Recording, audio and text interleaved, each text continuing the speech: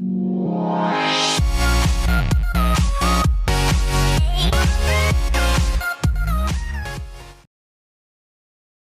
Student, मैं जीत sir स्वागत करता हूं आपका एमएचएस की ऑनलाइन क्लासेज में।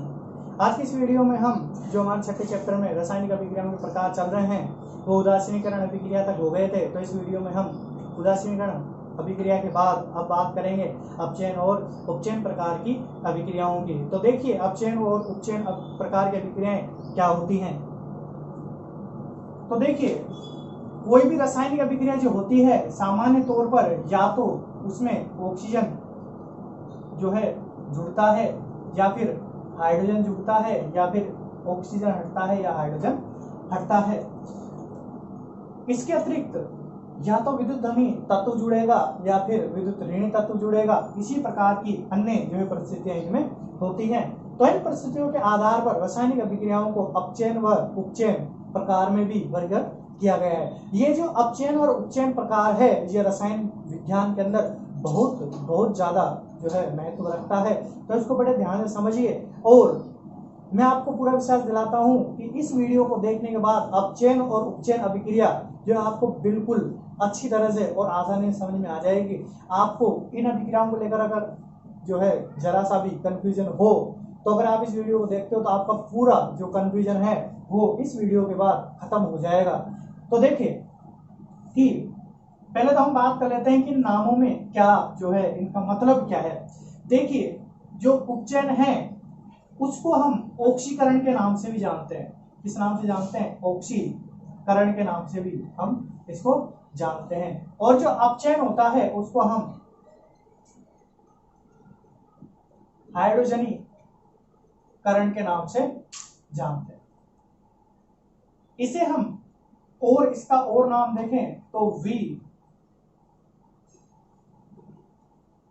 हाइड्रोजनीकरण भी हम इसको कहते हैं। बहुत कम इसका प्रयोग किया जाता है वी हाइड्रोजनीकरण शब्द का, लेकिन करते हैं। इसको हम वी ऑक्सीकरण भी कहते हैं। अब इन शब्दों का क्या तात्पर्य है, इन शब्दों का क्या मतलब है, अगर आप इसको समझ लेते हैं तो आपको अपचयन और उपचयन अभिक्रियाएं बहुत ही जो है आसानी से समझ में आएगी। सबसे पहले अपन बात करते हैं इस शब्द की। देखिए, रसायन विज्ञान में सामान्यतः अगर किसी शब्द के अंतिम में अगर करण आता है तो इसका मतलब होता है जुड़ना। क्या मतलब होता है इसका? जुड़ना। और क्या जुड़ रहा है यह आपको पता चलेगा इसके यहां आगे आने वाले शब्द से। जैसे कि इस शब्द में अपन बात करें तो यहां क्या आ रहा है? ऑक्सी। क्या आ रहा है? ऑक्सी। तो इससे तात्पर्य है कि यहां पर क्या जुड़ेगा? ऑक्सीजन जुड़ेगा।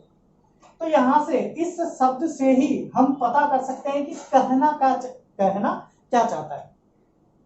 अगर आप देखें कि ऑक्सीकरण में करण का क्या मतलब होगा? जुड़ना। और ऑक्सी का मतलब क्या है? ऑक्सीजन से है। तो यहां पर हम जो है इसकी परिभाषा भी जो है इससे स्पष्ट हो जाएगी। हम इसकी परिभाषा यहां से आसानी समझ सकते हैं। कहने का तात्पर्य है कि वह रासायनिक अभिक्रिया जिसमें ऑक्सीजन जुड़ता है हम उसी अभिक्रिया को क्या कह देते हैं? ऑक्सीकरण कह देते हैं। तो अगर हम इन शब्दों को ध्यान से समझे तो हम इनकी परिभाषाएं, ये जितने शब्द हैं इनकी सभी की परिभाषाएं इन्हीं के नाम से समझ सकते हैं। तो एक बार और देख लीजिए, वह रासायनिक अभिक्रिया जिसमें ऑक्सीजन जुड़ता है वह अभिक्रिया क्या कहलाती है? ऑक्सीकरण अभिक्रिया कहलाती है। उसके बाद हम अगले नाम की बात करें तो जिस प्रकार से हमने इसकी परिभाषा बनाई थी उसी प्रकार आप इसकी परिभाषा बना सकते हैं। तो देखिए, जैसे यहां पर क्या है? हाइड्रोजनीकरण। इसमें भी करण आ रहा है। इस करण का मतलब क्या हो जाएगा? जुड़ना। इस करण का क्या मतलब हो जाएगा? जुड़ना। और क्या जुड़ेगा? हाइड्रोजन जुड़ेगा, क्योंकि इसमें क्या आ रहा है? हाइड्रोजन आ रहा है। तो क्या जुड़ जाएगा? हाइड्रोजन जुड़ जाएगा। तो परिभाषा क्या हो जाएगी? वह रासायनिक अभिक्रिया जिसमें हाइड्रोजन जुड़ता है हम उसको क्या बोल देंगे? हाइड्रोजनीकरण बोल देंगे। अब आ जाइए इधर, यहां पर करण शब्द है। क्या है? करण शब्द है। इसका हमने मतलब देखा है क्या? जुड़ना। यदि करण शब्द अकेला आएगा तो उसका मतलब होगा जुड़ना। लेकिन देखिए यहां पर क्या आ रहा है? वी और करण अगर एक साथ आ जाए तो फिर उसका मतलब जुड़ना नहीं होके क्या हो जाएगा? हटना हो जाएगा। क्या हो जाएगा? हटना। तो यहाँ पर करण आ रहा है, यहाँ पर हमने करण से क्या माना था? जुड़ना। लेकिन यहाँ पर देखिए हाइड्रोजन के साथ साथ पहले क्या लिखा हुआ है वी और लास्ट में क्या लिखा हुआ है करण, तो दोनों को मिला के क्या हो जाएगा वी हाइड्रोजनीकरण अर्थात हाइड्रोजन का हटना। तो जुड़ना नहीं कह के हम उसको क्या बोलेंगे हटना कहेंगे। तो देखिए वी हाइड्रोजनीकरण की परिभाषा क्या हो जाएगी वह रासायनिक अभिक्रिया जिसके अंदर हाइड्रोजन हटता है। तो अब देखिए ऑक्सीकरण अभिक्रिया हम किसे कहेंगे जिसमें ऑक्सीजन जुड़ेगा और विहाइड्रोजनीकरण अभिक्रिया हम किसे कहेंगे जिसमें हाइड्रोजन हटेगा। अब यहां से दोनों में हम अगर कॉमन जो है परिभाषा बनाना चाहे दोनों से लेकर हम कॉमन बनाना चाहें तो हम क्या कहेंगे ऑक्सीकरण अभिक्रिया उस अभिक्रिया या उस रासायनिक अभिक्रिया को कहते हैं जिसमें ऑक्सीजन जुड़ता है और हाइड्रोजन क्या होता है हटता है। ऑक्सीजन जुड़ता है और हाइड्रोजन हटता है तो ये इनकी कॉमन परिभाषा हो जाएगी। और ये जो ऑक्सीकरण होता है उसी का ही नाम क्या है उपचयन। ऑक्सीकरण जो नाम है उसी का ही दूसरा नाम क्या है उपचयन। तो उपचयन की जो परिभाषा होगी वो क्या होगी जो ऑक्सीकरण की होती है जो विहाइड्रोजनीकरण की होती है। ठीक है, अगर जो हम इनकी कॉमन में जो परिभाषा बनाएंगे वही हमारे किसकी बन जाएगी उपचयन की परिभाषा बन जाएगी। तो हम उपचयन की परिभाषा में क्या बोलेंगे कि O2 तो क्या होगा जुड़ेगा, O2 क्या होगा जुड़ेगा और जो हाइड्रोजन होता है वो क्या होगा हटेगा, हाइड्रोजन क्या होगा हटेगा। तो यहां से हमारे किसकी परिभाषा निकल बन जाएगी उपचयन की परिभाषा बन जाएगी। वह रासायनिक अभिक्रिया जिसमें ऑक्सीजन जुड़ता है जबकि हाइड्रोजन हटता है वह रासायनिक अभिक्रिया क्या कहलाएगी उपचयन अभिक्रिया कहलाएगी। क्या कहलाएगी उपचयन अभिक्रिया कहलाएगी।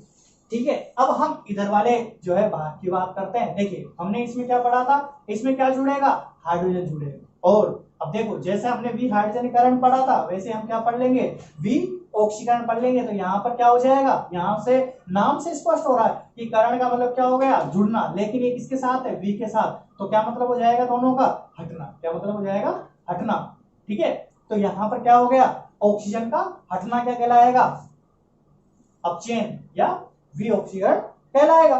तो अब अगर हम इसकी कंबाइंड परिभाषा बनाएं तो वो क्या हो जाएगी अपचयन हम उस रासायनिक अभिक्रिया को कहेंगे जिसमें हाइड्रोजन क्या होगा जुड़ेगा और ऑक्सीजन क्या होगा हटेगा। और वैसे भी ये जो अभिक्रियाएं हैं वो क्या है एक दूसरे के विपरीत है, वो एक दूसरे के क्या है विपरीत है। अगर आपको उपचयन या अपचयन में नामों में कंफ्यूजन होता है तो आप एक ही नाम याद कीजिए, आप एक ही परिभाषा याद कीजिए। क्योंकि देखिए यहाँ पर क्या है अगर आप दोनों नामों को याद करोगे तो कभी हो सकता है कि कंफ्यूजन में अगर आपसे पूछा ये गया हो और आप ये लिखे हैं।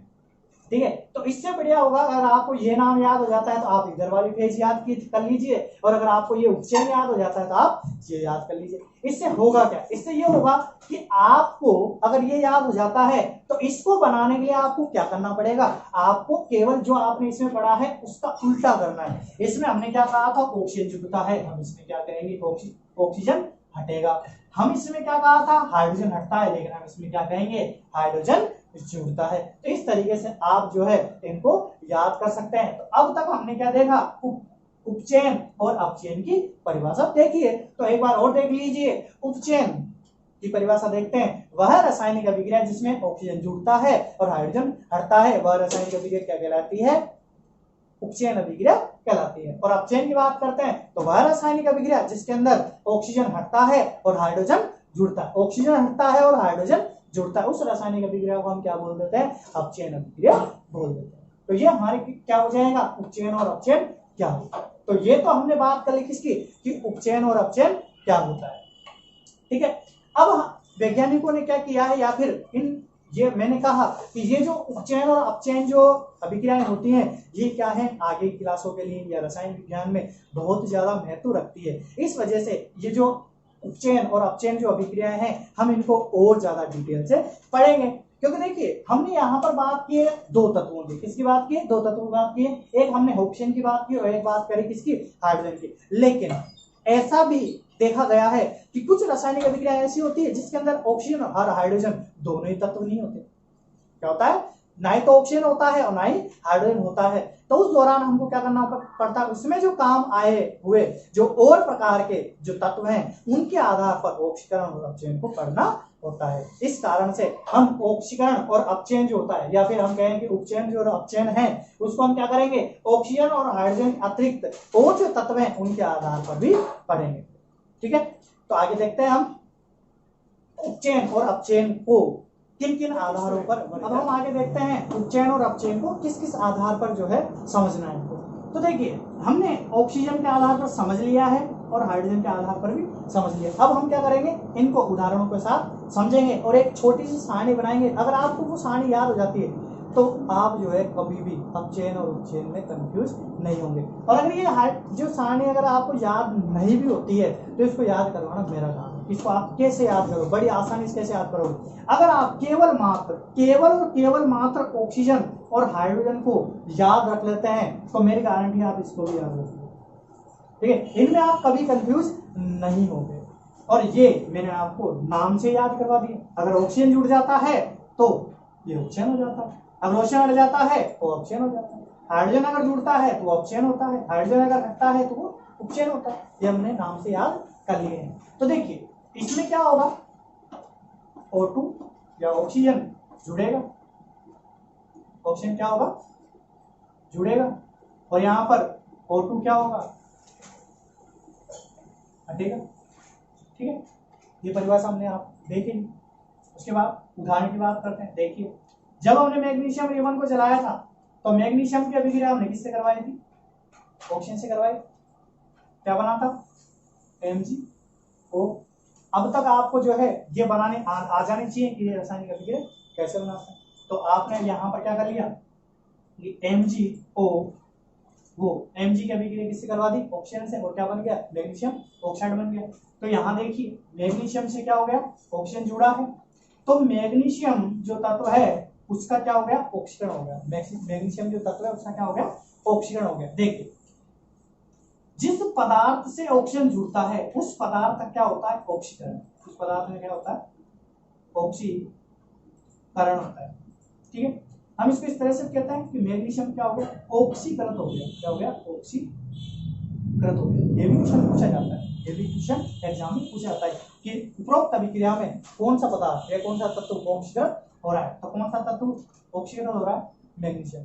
सामान्य भाषा में आपको बस इतना से याद रखना है, जिस पदार्थ के अंदर, जिस तत्व के अंदर, जिस परमाणु के अंदर ऑक्सीजन जुड़ता है उस पदार्थ में क्या हो जाता है, ऑक्सीकरण हो जाता है, वो पदार्थ ऑक्सीकृत हो जाता है। ठीक है, और ऑक्सीकरण होकर क्या पदार्थ बना, ऑक्सीकरण होकर, ऑक्सीकरण इसका हुआ है और उसके परिणाम स्वरूप क्या बन गया, MgO बन गया। ठीक है, अब हम आगे बात करते हैं। ठीक है, जब हमने मंद अभिक्रियाएं पढ़ी थी तो हमने एक उदाहरण पढ़ा था, कैल्शियम क्लोराइड, ये पढ़ा था हमने। जब हम इसको गर्म करते हैं तो हमारे पास क्या बन जाता है, कैल्शियम नहीं, सॉरी, पोटेशियम क्लोराइड। तो हमारे पास पोटेशियम क्लोराइड प्राप्त हो जाता है और ऑक्सीजन अलग गैस के रूप में निष्कासित होता है। इस उदाहरण में अपन बात करें तो इस उदाहरण में क्या हुआ है, इस उदाहरण में जो पोटेशियम और क्लोरीन के साथ 3 ऑक्सीजन थे वो 3 ऑक्सीजन क्या हो गए, हट गए। देखिए यहाँ पर क्या बच गया, केवल पोटेशियम क्लोराइड बच गया। तो ये जो पदार्थ है पोटेशियम क्लोराइड, इस पदार्थ से ऑक्सीजन हटा है, ऑक्सीजन क्या हुआ है, हटा है। तो इस पदार्थ का देखिए, यहाँ पर ऑक्सीजन जुड़ा था, यहाँ क्या हुआ था, ऑक्सीकरण, या ये पदार्थ क्या हुआ था, ऑक्सीकृत हुआ था। ये पदार्थ क्या हुआ था, ऑक्सीकृत हुआ था। अब इस पदार्थ में क्या होगा, इस पदार्थ में ऑक्सीजन हट रहा है। तो देखिए, ये अभिक्रिया क्या है, अपचयन है। तो ये पदार्थ क्या होगा, ये पदार्थ अपचयित होगा। क्या होगा, अपचयित। जैसे पदार्थ ऑक्सीकृत हुआ था, ये पदार्थ क्या होगा, अपचयित। क्वेश्चन पूछा जाता है कि दी गई रासायनिक समीकरण में ऑक्सीकृत होने वाले पदार्थ और अपचयित होने वाले पदार्थ का नाम बताइए, या फिर उपरोक्त अभिक्रिया में ये बताइए कि कौन सा पदार्थ ऑक्सीकृत हो रहा है और कौन सा अपचयित हो रहा है। तो इसके क्वेश्चन पूछे जाते हैं। अब देखिए, एक बार और रिपीट करते हैं। जिस पदार्थ में ऑक्सीजन जुड़ता है, जिस पदार्थ से ऑक्सीजन जुड़ता है उस पदार्थ का क्या होता है, ऑक्सीकरण होता है, वह पदार्थ ऑक्सीकृत होता है। जिस पदार्थ से ऑक्सीजन निकलता है, ठीक है, जिस पदार्थ से ऑक्सीजन निकलता है उस पदार्थ का क्या होता है, अपचयन होता है। और वो पदार्थ क्या होता है, अपचयित हो जाता है, वो पदार्थ क्या हो जाता है, अपचयित।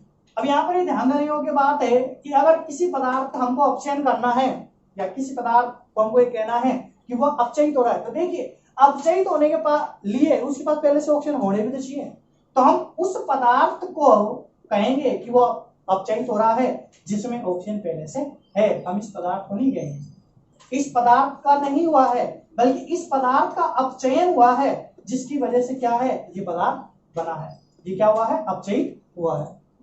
हो सकता है शायद मैं गलती से इसको जो है ऑक्सीकृत बोल दूं, लेकिन आपको हमेशा ध्यान रखना है कि पदार्थ क्या हो रहा है, अपचयित हो रहा है। ठीक है, कंफ्यूज या बोलने में जो है दिक्कत हो जाती है, तो अपचयित हो रहा है, ये पदार्थ क्या हो रहा है, अपचयित हो रहा है। इस पदार्थ को हमको अपचयित। अब यहाँ पर देखिए, यहाँ पर ऑक्सीजन जुड़ रहा है, ये अकेला पदार्थ, ठीक है, यहाँ पर ऑक्सीजन पहले से है, इस चीज का ध्यान रखना, क्योंकि मैंने क्या कहा था, ये दोनों चीज उल्टी है तो उल्टा हो रहा है। ये अब आपके मेरे साथ समझ में आ गया हो। एक बार और देख लीजिए, यहाँ पर ऑक्सीजन जुड़ रहा है, इस पदार्थ का ऑक्सीजन हो गया, यहाँ पर ऑक्सीजन हट रहा है तो इस पदार्थ का क्या हो गया, अपचयन हो गया, और ये इनके उदाहरण हो गए। ठीक है, ये दोनों जो है इनके उदाहरण हो गए। तो अब हम आगे देखेंगे हाइड्रोजन के आधार पर। तो जहां पर हाइड्रोजन जुड़ेगा वो अपचयन होगा, और जहां पर हाइड्रोजन हटेगा वो क्या हो जाएगा, अपचयन हो जाएगा। तो यहाँ पर H2 हम क्या लिखेंगे, H2 क्या होगा, हटेगा, और यहाँ पर H2 क्या होगा, जुड़ेगा। ठीक है, ये हमने देख लिया। अब हाइड्रोजन हटाना है हमको, तो देखिए H2S एक चीज होती है जिसको हम क्या बोलते हैं, हाइड्रोजन सल्फाइड गैस। इसी को हम सड़े अंडे की गैस ही बोलते हैं, क्योंकि ये गैस जब केमिस्ट्री लैब में बनाई जाती है तो उससे ऐसी गंध आती है जैसे कि सड़े अंडे में आती है। अब इसको हम सड़े अंडे की गैस कह देते हैं क्योंकि इसमें जो गंध है उसके उसी टाइप की आती है। लेकिन अगर आप इसके ये गैस जहाँ है, अगर आप उसके आसपास के क्षेत्र में रहोगे, अगर आपने कभी सड़े अंडे की गैस सूंघी नहीं है तो आपको पता नहीं चलेगा कि ये सड़े अंडे की गैस है। लेकिन जब आप इसको पहचानने का एक और तरीका है, जब आप इसके संपर्क में जाओगे तो आपको ऐसा लगेगा कि आपके आसपास काला नमक रखा हुआ है, क्योंकि काले नमक में भी सल्फर होता है और उसमें सल्फर है, तो वो भी काले नमक का स्वाद मुंह में आने लग जाता है, या फिर उसके जैसी गंध इसमें आती है, तो उससे भी आप इसको पहचान सकते हो। ठीक है, तो देखिए अगर आप इसकी अभिक्रिया किससे करवा देते हो, क्लोरीन से करवा देते हो। किससे करवा देते हो, क्लोरीन से। तो क्या हो जाएगा, HCl का निर्माण हो जाएगा, इसका निर्माण हो जाएगा, HCl का निर्माण हो जाएगा, और यहां से जो है सल्फर हट जाएगा। तो देखिए हम इस अभिक्रिया में अगर देखें तो क्या हुआ है, यहाँ पर जो सल्फर है, ध्यान से समझिएगा, यहाँ पर जो सल्फर है उससे क्या हो गया, हाइड्रोजन हट गया। तो मैं बाकी की चीजों की बात नहीं कर रहा हूं, ये थोड़ी जटिल अभिक्रिया है। आपको क्या करना है, इस पदार्थ से डायरेक्ट इस पदार्थ में आना। आप ये देखिए, देखिए यहाँ पर सल्फर है, सल्फर से हाइड्रोजन जुड़ा हुआ था, यहाँ पर सल्फर से क्या हो गया, हट गया कि नहीं हट गया, हटा कि नहीं हटा। यहाँ पर क्या हो गया, सल्फर से हाइड्रोजन जुड़ा हुआ था जो हट गया। बस हमको यही ध्यान रखना है, यहाँ पर क्या हो गया, सल्फर से हाइड्रोजन हट गया, और ये जो ये था सल्फर क्या हो गया, यहाँ पर ऑक्सीजन हो गया। ठीक है, यही हमको याद रखना।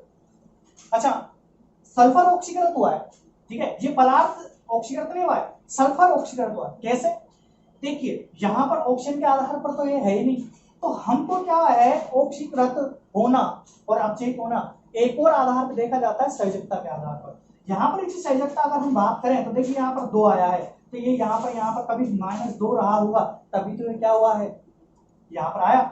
लेकिन जब इस तत्व के आसपास अकेला जो तत्व होता है उसका हम मानते हैं कि वो कितना है, 0 होता है, उसकी संयोजकता कितनी होती है, 0 होती है। यहाँ पर संयोजकता क्या है, माइनस में है।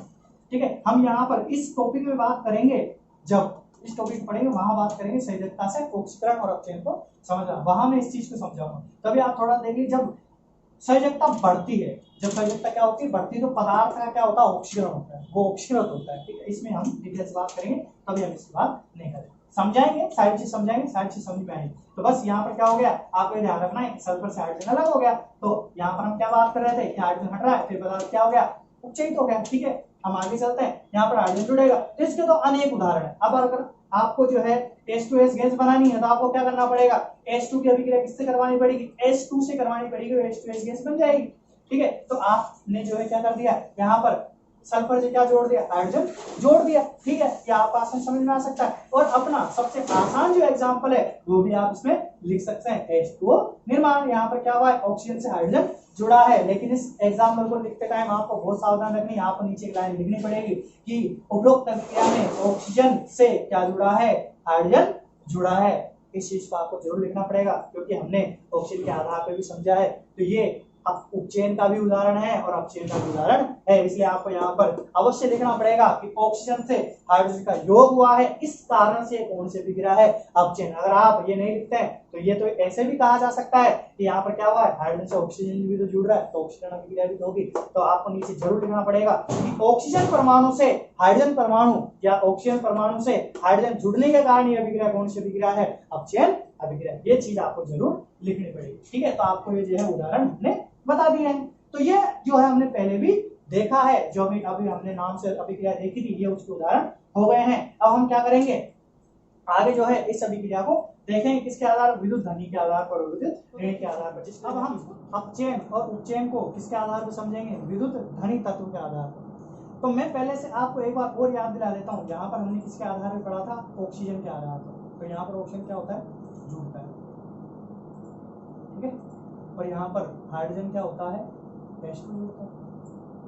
ठीक है, ये हमने पढ़ा। अब हम देखते हैं कि अधिकतर 10th के बच्चों को देखा जाए तो इन तीनों में बहुत ज्यादा कंफ्यूज हो जाते हैं कि कब ऑक्सीकरण होगा, कब अपचयन होगा, या हम कहेंगे कब उपचयन होगा, कब अपचयन होगा। बच्चों को पहले बात यही पता नहीं चलता कि विद्युत धनी तत्व क्या होता है, विद्युत ऋणी तत्व क्या होता है। इलेक्ट्रॉन के आधार पर अभिक्रिया को समझना और भी ज्यादा मुश्किल हो जाता है। ठीक है, अब मैं आपको एक ऐसा तरीका बताता हूं कि आप विद्युत धनी तत्व भी समझ जाओगे, विद्युत ऋणी तत्व भी समझाओगे, और इलेक्ट्रॉन के आधार पर के लिए तो मेरे लिए ये इसको समझाना बहुत ही आसान। तो देखिए, हमने संयोजकता निकालनी देखी थी, जिसके दौरान हमने क्या देखा था, अगर हम ऑक्सीजन की संयोजकता निकालें तो ऑक्सीजन में ऑक्सीजन परमाणु सामान्यतः कितने इलेक्ट्रॉन होते हैं, 8 होते हैं, जिनमें से हम क्या करते हैं, 2 पहले कोष में और दूसरे कोष में 6 इलेक्ट्रॉन, ऐसा ही करते हैं। ठीक, जब हमको इसकी संयोजकता निकालनी होती है तो हम क्या कर देते हैं, 2 इलेक्ट्रॉन इसको एक्स्ट्रा देते हैं, जिसकी वजह से ये कितने हो जाते हैं, 8। अब इस दौरान क्या हुआ है, ये देखिए, इस दौरान क्या हुआ है, यहाँ पर इलेक्ट्रॉनों की संख्या बढ़ गई है। क्या हो गया है, इलेक्ट्रॉनों की संख्या बढ़ गई है। और आप ये भी जानते हैं इलेक्ट्रॉनों के ऊपर कौन सा आवेश होता है, माइनस आवेश होता है। तो अगर हम देखें कि ऑक्सीजन परमाणु से ऑक्सीजन की संयोजकता निकलने तक क्या हो गया, 2 इलेक्ट्रॉन बढ़ गए, 2 इलेक्ट्रॉन बढ़ गए, इसका मतलब इस पे कौन सा आवेश बढ़ गया, माइनस आवेश बढ़ गया। और जब माइनस आवेश किसी तत्व का बढ़ जाता है, किसी परमाणु का बढ़ जाता है, तो उस परमाणु को हम क्या नाम दे देते हैं, विद्युत ऋणी तत्व नाम दे देते हैं। ठीक है, हम हाइड्रोजन की बात करते हैं। हाइड्रोजन में क्या हुआ, हाइड्रोजन के पास सामान्य तौर पर 1 इलेक्ट्रॉन होता है, और पहले कोष में हम 1 इलेक्ट्रॉन जमा देते हैं। अगर हम इसकी प्लस संयोजकता निकालना चाहते हैं, हाइड्रोजन प्लस का होता है, तो हाइड्रोजन की अगर आप संयोजकता निकालें तो आपको क्या करना पड़ेगा, इसको 1 इलेक्ट्रॉन एक साथ देना पड़ेगा। क्या करना पड़ेगा, इलेक्ट्रॉन देना पड़ेगा, सॉरी इलेक्ट्रॉन क्या करना पड़ेगा, इसका निकालना पड़ेगा। इलेक्ट्रॉन क्या करना पड़ेगा, इसका निकालना पड़ेगा। तो ये जो इसके पास 1 इलेक्ट्रॉन है उसको भी क्या करना पड़ेगा, हमको निकालना पड़ेगा। तो हमने जब इस चैप्टर की शुरुआत में पढ़ा था तो मैंने बताया था आपको कि किसी परमाणु के पास जितने इलेक्ट्रॉन होते हैं उतने ही क्या होते हैं, प्रोटॉन भी तो होते हैं। ठीक है, इलेक्ट्रॉनों के ऊपर माइनस चार्ज होता है, प्रोटॉन के ऊपर कौन सा चार्ज होता है, प्लस का चार्ज होता है। तो देखिए, जब हम इसका 1 इलेक्ट्रॉन त्याग देंगे, क्या कर देंगे, त्याग देंगे। अगर ये परमाणु की बात करें हम, तो ये इसमें 1 इलेक्ट्रॉन है, 1 प्रोटॉन है, तो दोनों का आवेश क्या हो जाता है, 0 हो जाता है। लेकिन जब इसका 1 इलेक्ट्रॉन निकाल दिया जाएगा, इलेक्ट्रॉन क्या कर दिया हमने, निकाल दिया, इलेक्ट्रॉन हमने इसका निकाल दिया, तो अब क्या बच गया, इसके पास 1 प्रोटॉन बच गया। और उसी 1 प्रोटॉन की वजह से क्या हो जाता है, ये इसके ऊपर क्या हो जाता है, H1 प्लस आ जाता है, जो कि क्या प्रदर्शित करता है कि इसके पास 1 प्रोटॉन एक्स्ट्रा है। ये चीज ये क्या करता है, प्रदर्शित करता है। ठीक है, हमने यहां तक देख लिया। तो देखो, H+1 होने का मतलब क्या है कि उसके पास 1 प्रोटॉन एक्स्ट्रा है। तो इस अवस्था या फिर ये जो धनायन बना है, ये ऋणायन बना, तो हमने इसको क्या बोल दिया, विद्युत ऋणी तत्व। और ये क्या हो गया, विद्युत धनी तत्व हो गया। ठीक है, ये क्या कहला देगा, विद्युत धनी तत्व। तो ऐसे तत्व जो कि क्या करते हैं, रासायनिक अभिक्रिया के दौरान क्या करेंगे, इलेक्ट्रॉनों का त्याग करेंगे, जो इलेक्ट्रॉनों को दूसरे तत्वों को देंगे तो वो तो क्या हो जाएंगे, विद्युत धनी तत्व, और जो इलेक्ट्रॉन ग्रहण करेंगे अभिक्रिया के दौरान, पहले से नहीं, अभिक्रिया के दौरान क्या करेंगे, इलेक्ट्रॉनों को ग्रहण करेंगे तो क्या हो जाएंगे, विद्युत ऋणी तत्व हो जाएंगे। अब देखिए, अब हमने क्या करा था कि जहां पर ऑक्सीजन जुड़ता है, जहां पर ऑक्सीजन जुड़ता है हमने उसको कौन सी अभिक्रिया कही थी, अपचयन अभिक्रिया, ऑक्सीकरण अभिक्रिया। और जहां पर हाइड्रोजन जुड़ता है, जहां पर हाइड्रोजन जुड़ता है उसको हमने क्या नाम दिया था, अपचयन या हाइड्रोजनीकरण नाम दिया था। ठीक है, तो देखिए विद्युत धनी तत्व और विद्युत ऋणी तत्व के साथ भी क्या होगा, यही चीज होगी। जहां पर विद्युत ऋणी तत्व किस कैटेगरी में आ रहा है, ऑक्सीजन की कैटेगरी में आ रहा है। तो जो ऑक्सीजन के साथ अभिक्रिया होती है वही किसके साथ होगी, अपचयन के साथ होगी। ठीक है, यही चीज जो है यहाँ पर होगी। तो अब हम जो है इसको क्या करते हैं, इसके आधार पर समझते हैं। देखिए यहाँ पर क्या होगा, विद्युत धनी तत्व, अगर विद्युत धनी तत्व यहाँ पर क्या होता है, जुड़ता है। ठीक है, तो जुड़ता है विद्युत धनी तत्व किस कैटेगरी में आता है, हाइड्रोजन की कैटेगरी में। तो यहाँ पर हम क्या लिखेंगे, जुड़ना, यहाँ पर क्या लिखेंगे, जुड़ना।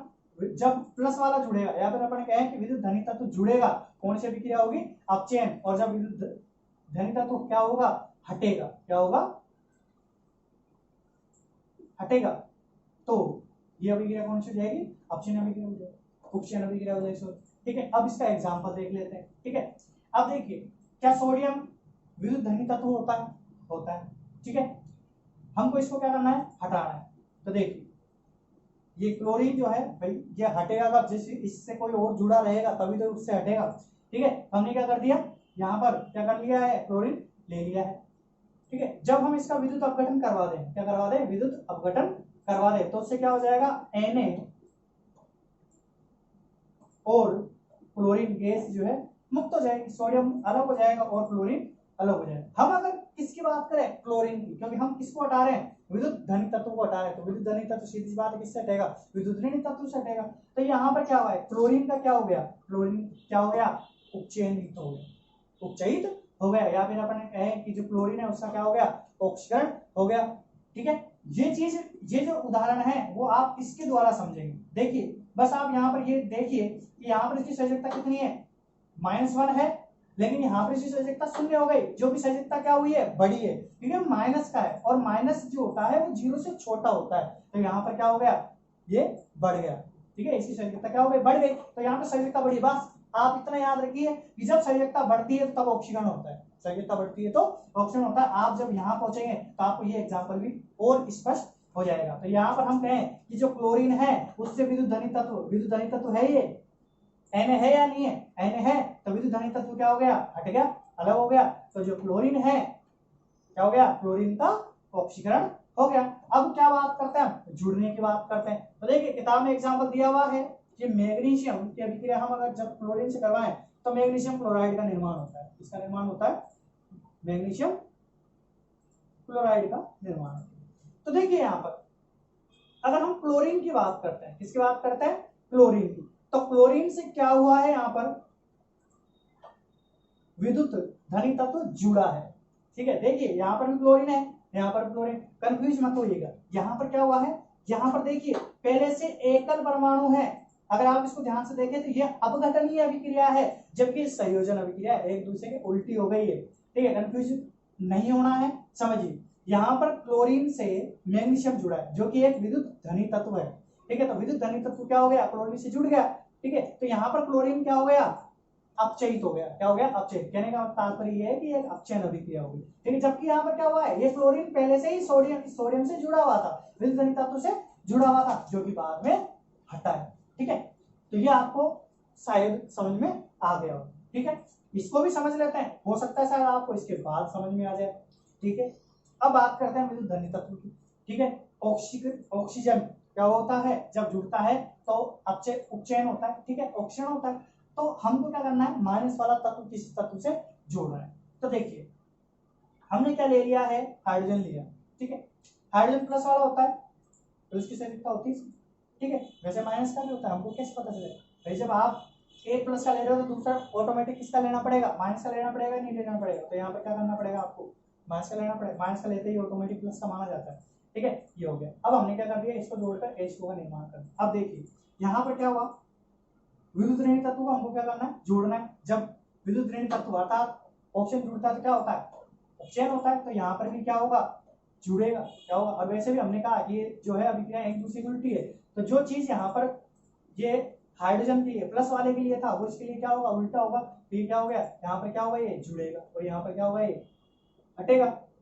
ठीक है, हमको यहाँ पर इसको जोड़ना है। तो देखिए हाइड्रोजन, यहाँ पर बात हो रही किसकी, हाइड्रोजन की। तो हाइड्रोजन से ऑक्सीजन क्या हो गया, जुड़ गया, हाइड्रोजन ऑक्सीजन से जुड़ गया और इसका निर्माण हो गया। तो यहाँ पर हम कहेंगे हाइड्रोजन क्या हो रहा है, ऑक्सीकृत हो रहा है, और वैसे भी यहाँ पर क्या हो रहा था, जुड़ गया।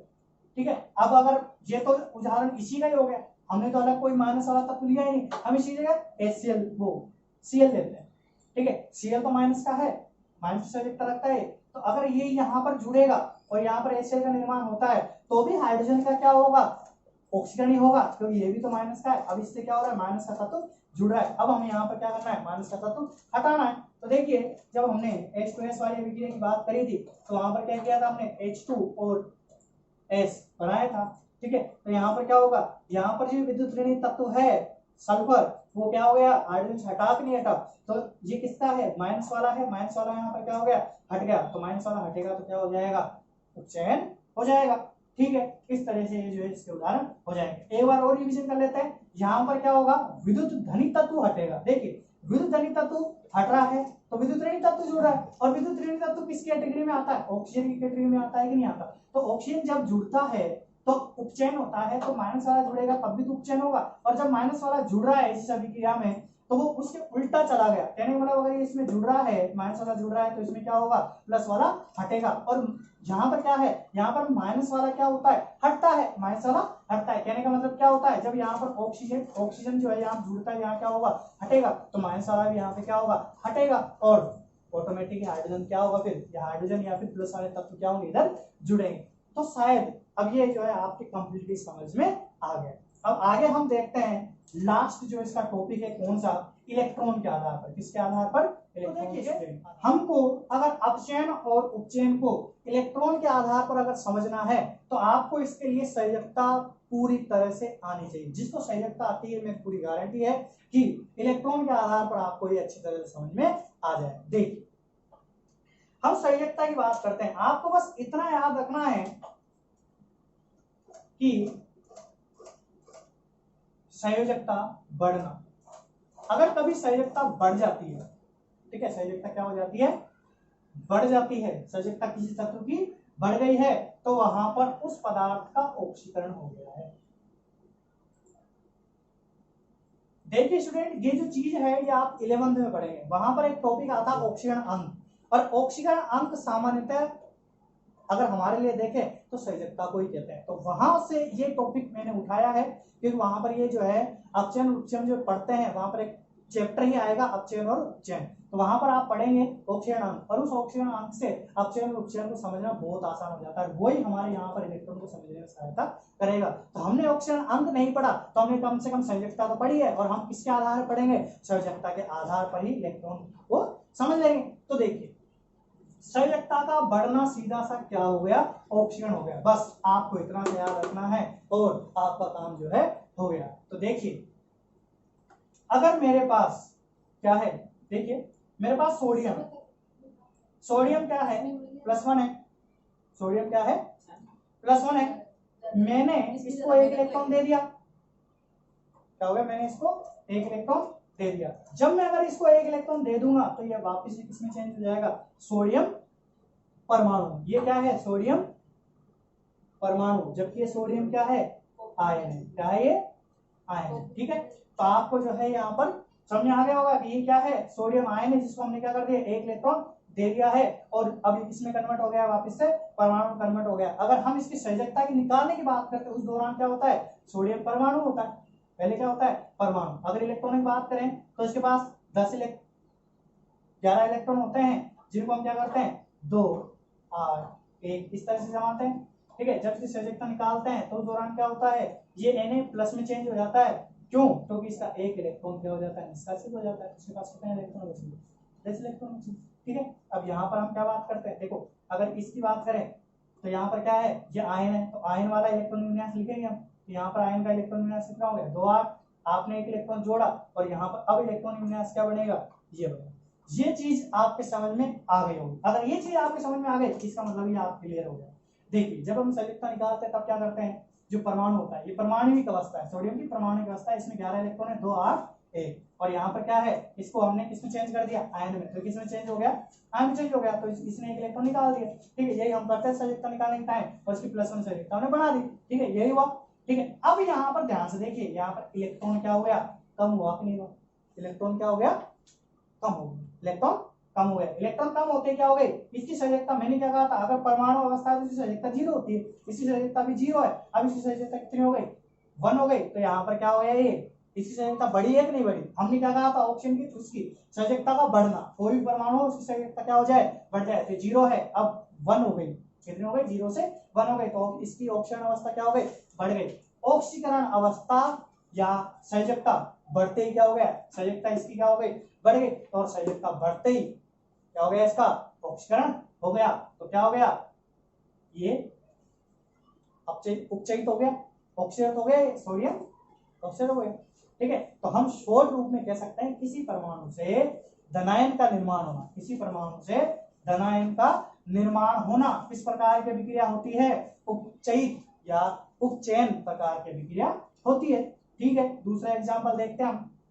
इस दौरान क्या हुआ, ये सीधी सी बात है, जब ये इसका एग्जांपल हो गया फिर इसका एग्जांपल होगा। यहाँ पर देखिए, यहाँ पर संयोजकता कितनी है, 1 है, और यहाँ पर संयोजकता देखिए परमाणु बन गया है, तो परमाणु संयोजकता कितनी हो गई, 0। तो 1 से संयोजकता कहाँ चली गई, 0 पे चली गई, तो संयोजकता क्या हो गई, कम हो गई। और कम होते ही जब संयोजकता बढ़ रही है तो क्या हो रहा है, ऑक्सीकरण, और संयोजकता जब घटेगी तो उसका उल्टा हो जाएगा, जो कि वास्तव में क्या होता है, अपचयन होता है या नहीं होता। तो ये इलेक्ट्रॉन के आधार पर अपचयन और उपचयन को समझने का बहुत ही आसान तरीका है। हम इसी चीज को एक अपचयन और उपचयन का हम इलेक्ट्रॉन के आधार पर किसी और एग्जांपल के द्वारा समझते हैं। अब हम माइनस वाला एग्जांपल लेंगे, सल्फर जो कि 16 नंबर पे आता है। ठीक है, अब हमें इसकी पहले संयोजकता निकालते हैं। तो देखिए जब इसका इलेक्ट्रॉनिक विन्यास लिखेंगे तो पहले कोष में क्या हो जाएगा, 2 इलेक्ट्रॉन, फिर दूसरे कोष में 8 इलेक्ट्रॉन, और तीसरे कोष में 6 इलेक्ट्रॉन। तो ये अगर अष्टक नियम को पूर्ण करना चाहता है, इसको क्या करना पड़ेगा, 1 इलेक्ट्रॉन ग्रहण करना पड़ेगा, वो 2 इलेक्ट्रॉन ग्रहण करने पड़ेंगे। तो यहाँ पर क्या हो रहे हैं, 2 इलेक्ट्रॉन आपको ऐड करने पड़ेंगे, जिससे किसमें चेंज हो जाएगा, H2 माइनस। अब बात कीजिए संयोजकता की, ये तत्व है, मैंने कहा था कि तत्व की संयोजकता कितनी होती है, 0, और इसकी संयोजकता आप देख रहे हैं कितनी हो गई, -1। अब आप ये बताइए कि यहाँ पर 0 से -2 पे पहुंचा तो संयोजकता क्या होगी, बढ़ेगी या घटेगी। ठीक है, ये संयोजकता वास्तविकता में क्या हुई है, नंबर इसका बड़ा है, 2 हो गई है, लेकिन ये बढ़ी नहीं है, ये घटी है, क्योंकि संख्या माइनस की है। ठीक है, ये संयोजकता किसकी है, माइनस की है, तो 0 से माइनस से चला गया, तो ये संयोजकता क्या हो गई, घटी है। ठीक है, संयोजकता घट गई। ठीक है, अब संयोजकता जब घट गई, मैंने क्या कहा था, संयोजकता जब बढ़ती है तो ऑक्सीकरण होता है, लेकिन संयोजकता घट गई तो क्या हो गया, अपचयन। ठीक है, तो देखिए अब यहाँ पर अगर हमको केवल ये पूछा जाए कि उपरोक्त दी गई अभिक्रिया किस प्रकार की अभिक्रिया है, किस प्रकार की, अपचयन प्रकार की, क्योंकि यहाँ पर क्या हो रहा है, यहाँ पर संयोजकता जो है घट रही है। ठीक है, अब हम इसकी उल्टी अभिक्रिया देख लेते हैं। ठीक है, ये माइनस का है, आपको क्या करना पड़ेगा, ये जो 2 इलेक्ट्रॉन से ग्रहण करेंगे इसको क्या करना पड़ेगा, निकालना पड़ेगा। 2 इलेक्ट्रॉन हमने क्या कर दिए, निकाल दिए। यहाँ पर संयोजकता कितनी थी, -2, अब संयोजकता कितनी हो गई, 0। अब इस दौरान, इस अभिक्रिया के दौरान जो है संयोजकता क्या हो गई, बढ़ गई। तो अगर ये संयोजकता बढ़ गई है अब सीधी सी बात है कि इस प्रकार की अभिक्रिया होगी, ऑक्सीजन प्रकार की अभिक्रिया होगी। तो ये था इलेक्ट्रॉनों के आधार पर समझने का नया और अनोखा तरीका। लेकिन मेरे को पूरा विश्वास है कि इस तरीके से अगर आप इसको इलेक्ट्रॉन के आधार पर अभिक्रिया को समझोगे तो बड़े आसानी से समझ में आएगा।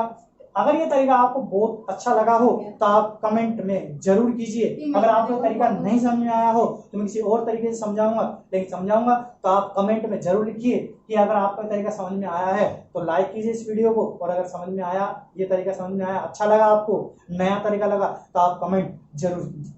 ठीक है, तो इस तरीके से आज हमने देखा अपचयन और उपचयन अभिक्रिया, वो अलग अलग आधार पर। अब हमारे इस ये जो पार्ट है इसमें सारी अभिक्रियाओं के प्रकार पूर्ण हो चुके हैं। इसके अतिरिक्त जो है 2 या 3 अभिक्रिया और भी होती है, ऊष्माक्षेपीय अभिक्रिया भी होती है, ऊष्माशोषी अभिक्रिया भी होती है, अवक्षेपण अभिक्रिया भी होती है, जो कि हमारे कोर्स में नहीं है।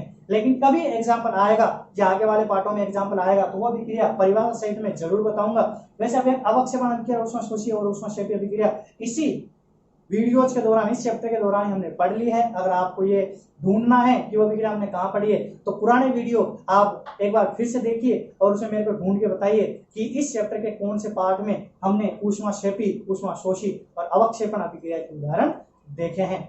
ठीक है, तो इस तरीके से हमने जो है ये चैप्टर, अब इस चैप्टर का लास्ट टॉपिक बाकी है उत्प्रेरक, और अगली वीडियो में वो उत्प्रेरक वाला टॉपिक जो है पूरा हो जाएगा। उत्प्रेरक इस चैप्टर का बहुत ही ज्यादा मोस्ट टॉपिक है जो कि एग्जाम में पूछा जाता है। तो इस तरीके से जो है आप तैयारी कर सकते हैं। वीडियो देखते रहिए और 10th के बच्चों के साथ इसको शेयर कीजिए। आपको इन वीडियो में कोई भी समस्या हो तो आप कमेंट में मेरे को बता सकते हैं। यदि आपको इन चैप्टर के नोट्स चाहिए तो मैंने टेलीग्राम पर MHS क्लासेस नाम से चैनल बना दिया है, आप वहां पर सर्च कर सकते हैं या फिर कमेंट कर दीजिए। कमेंट में मैं आपको उसकी लिंक भेज दूंगा, या कमेंट में जो है मैं पहले ही जो है इसकी चैनल की लिंक लगा दूंगा, आप वहां से नोट्स डाउनलोड कर सकते हैं। मैंने वहां पर 1 से लेकर 60 तक तत्व के नोट्स डाल दिए हैं, उसमें 1 से लेकर 30 तक के तत्वों की ट्रिक है। ठीक है, उस ट्रिक को हम कभी बाद में डिस्कस करेंगे, लेकिन आप पहले ही नोट्स को वहां से डाउनलोड कर सकते हैं। इसके अतिरिक्त जैसे हमने केवल एकल परमाणुीय संयोजकता निकालनी सीखी थी, उस दौरान मैंने बताया था कि बहुपरमाणुीय आयन भी होते हैं जिनको हमको याद करना होता है, वो पेज भी मैंने वहां पर डाल दिया है। तो आप नोट्स को डाउनलोड करने के लिए कमेंट कर दीजिए तो मैं आपको लिंक शेयर कर दूंगा। वैसे मैंने जो है एक जो क्लास थी उसके वीडियो की जो डिस्क्रिप्शन है उसके अंदर लिंक डाली है, तो आप वहां से भी इसको चेक कर सकते हैं। और अगर आपको नहीं मिलती है तो आप कमेंट जरूर कीजिए, मैं आपको जरूर जो है इसको डाल दूंगा। ठीक है, थैंक यू।